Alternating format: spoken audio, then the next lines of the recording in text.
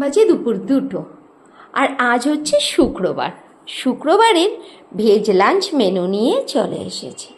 দেখে নাও আজকের veg lunch মেনুতে কি কি রয়েছে।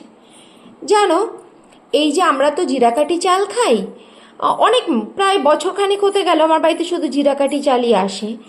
এই কিস্তিতে যে চালটা এসেছে না, চালটা না ভালো না, ভাতটা খেয়ে শান্তি পাচ্ছি না, কেমন যেন একটু মোটা মোটা টাইপের লাগছে, ভাতটা স্বাদও পাচ্ছি না।